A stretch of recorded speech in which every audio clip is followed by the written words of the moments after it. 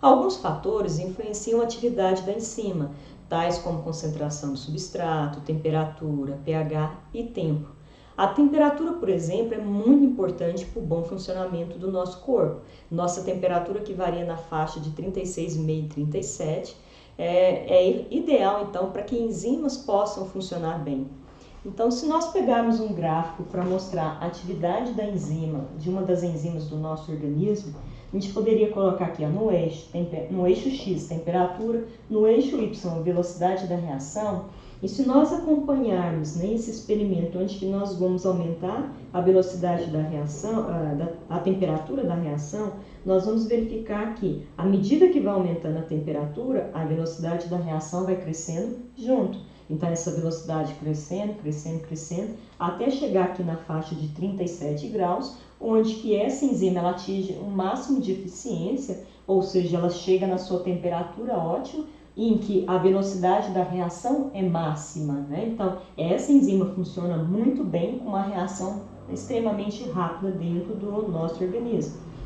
Se a temperatura por acaso subir, vamos supor, se você está com febre e a temperatura passa de 37 para 31, 37,5, 38, 39, 40 e assim vai subindo, nós vamos ver que a enzima ela tende a diminuir a velocidade da reação.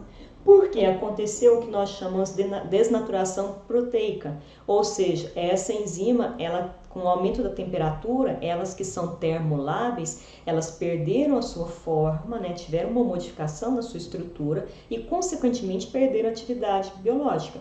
E por isso a velocidade da reação caiu. Então, no nosso organismo, se nós estamos com febre, a tendência é você começar a sentir moleza, fraqueza. Por quê? Porque você está atrapalhando, você não, a febre, né? Ela está aumentando a temperatura e atrapalhando o funcionamento das enzimas. E essas enzimas, elas são fundamentais para a digestão e, consequentemente, liberação de energia para o bom funcionamento do seu corpo. Se você não tem energia, você tem aquela moleza, aquela fraqueza. Numa outra situação aqui, o pH, né? Então, o pH é um outro fator que interfere na velocidade da reação, né? na atividade da enzima. Então, pH significa potencial de hidrogênio, né? E para a gente relembrar, tem uma escala, né? Onde que nós falamos que o pH e ele representa, é uma medida usada para medir a alcalinidade ou basicidade de uma substância, e ela é marcada por uma escala que varia de 0 a 14, onde que no pH 7 nós falaríamos que a substância é neutra. Valores inferiores a 7, nós falaríamos que a substância é ácida. Valores superiores a 7, nós falaríamos que a substância é básica. E o legal disso aqui é que esses três graus aqui, ácido, básico e neutro, acontecem dentro do nosso organismo. Então, nós temos enzimas que gostam do pH neutro, tais como aquela que nós temos na boca, né? Então, na boca nós temos enzimas como a amilase, né, salivar, que funciona muito bem no pH neutro. Mas você tem enzimas no estômago, que funcionam maravilhosamente no pH ácido, né? Então, a pepsina é uma. E você também tem enzimas que funcionam maravilhosamente bem no pH básico, que você tem lá no seu intestino delgado, né? Basicamente na porção ali do duodeno. Então, você tem, por exemplo, lipases, que funcionam muito bem. Bom, se a gente pegar um gráfico aqui para avaliar a atividade da pepsina, né, quanto ao pH, nós vamos verificar eixo X, os valores de pH, que no caso aqui são todos ácidos, né? E você tem aqui no eixo Y a velocidade da reação. Então, essa enzima pepsina, à medida que você vai aumentando o pH, você vai tendo um aumento na velocidade da reação.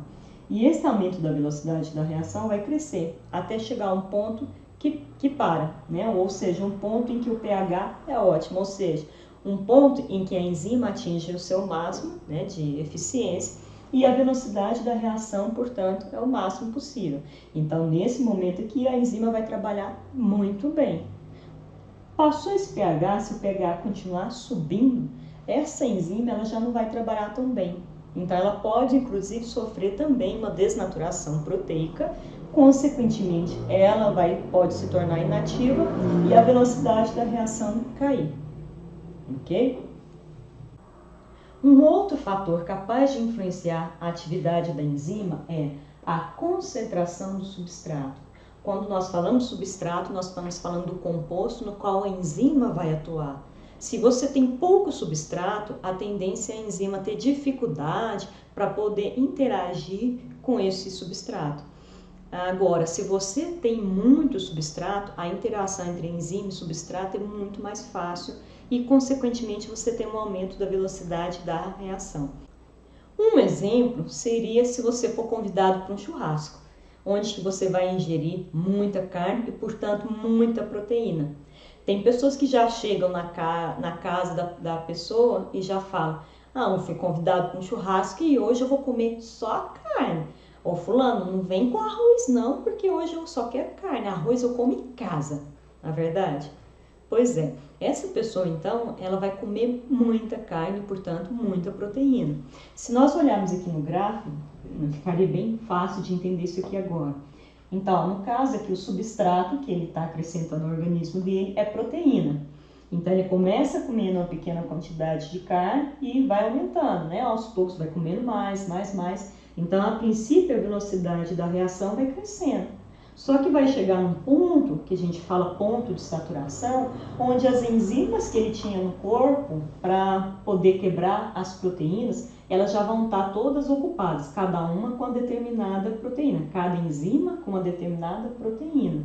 Então, elas vão ter que quebrar essa enzima primeiro, essa proteína primeiro, para depois essas enzimas atuarem nas outras proteínas. Então, isso é o ponto de saturação. É um ponto que não adianta mais você colocar mais e mais proteínas, porque a velocidade da reação vai se manter a mesma. Então, a velocidade ela vai se estabilizar, né? Ela vai ficar constante. Por quê? Porque não adianta você pode pôr mais e mais substrato que você não tem mais enzimas para atuar. Vão ser sempre a mesma quantidade de enzimas. Então, uma proteína vai ter que esperar a outra enzima terminar o trabalho para então ser quebrada.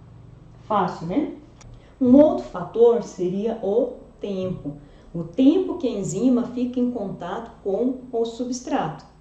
Um exemplo bem interessante seria a maçã. A maçã, quando você corta ela no meio, que deixa exposta ao ar ali alguns minutinhos, ela vai escurecer, ela vai ficar amarronzada.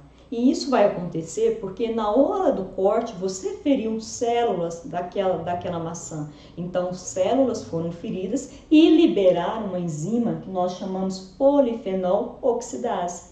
Com a liberação dessa enzima, ela, se tiver em contato com o ar, né, ela vai provocar a oxidação de compostos fenólicos existentes na maçã e, consequentemente, ao escurecimento dela. Algumas pessoas usam como estratégia passar suco de limão, que é uma substância ácida capaz de inativar a enzima. Um outro produto também que acontece esse fenômeno é na batata. Na batata, quando você corta ela também é exposta ao ar, ela reage e fica escura, ela escurece. E aí você me pergunta, mas minha mãe, quando ela prepara a maionese, aliás, uma maionese muito gostosa, essa maionese, a batata não fica escura. Por quê?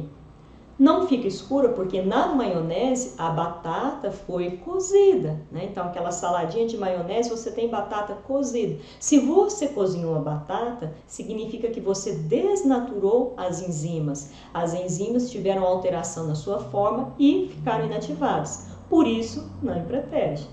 Mas tem pessoas que fazem o seguinte, corta a batata e põe em água, né? Deixa de molho na água. E também não protege. Por quê? Simplesmente porque quando você coloca a batata de molho na água, a enzima liberada não tem contato com o oxigênio. Né? Se não tem contato com o oxigênio, não acontece a reação. Muito legal, né? Ok, então ficamos por aqui.